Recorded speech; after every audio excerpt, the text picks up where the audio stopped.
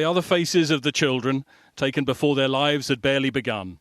Faces that should haunt a country that somehow allows these tragedies to happen. Killed in their classroom at the Robb Elementary School, like Sandy Hook, like Columbine, like Parkland, taking its place in a litany of unimaginable acts. So many, like Eliana Garcia, were taken. So many families grieving. Found out of the tragedy. We didn't find out about her until late last night, around 11:30. That's when they confirmed. She was very happy and very outgoing.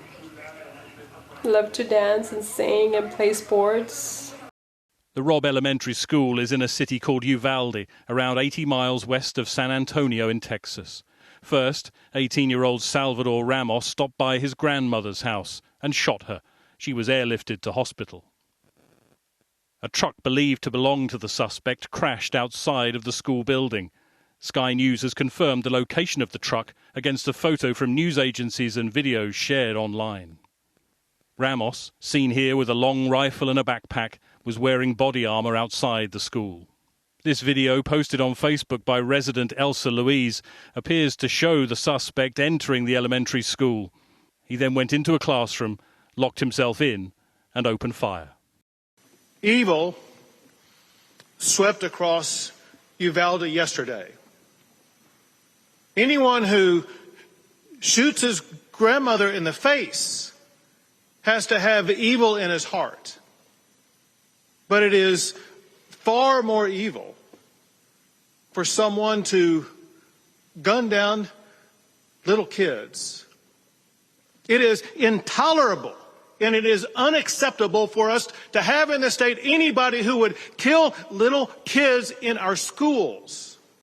Survivors were taken to the local civic centre, where parents would either be reunited with their children or have their greatest fear confirmed.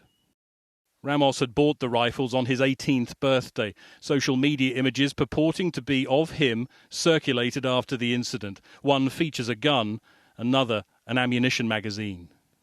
The White House flag was lowered to mourn the lives taken. A president and his wife, herself a teacher, of course, wrestling with the horror and the helplessness. When in God's name are we going to stand up to the gun lobby? Uvalde in Texas is now the scene of the deadliest primary school shooting since Sandy Hook almost 10 years ago.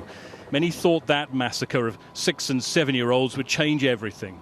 It shames America that it's changed nothing. But once again, the calls for gun control come.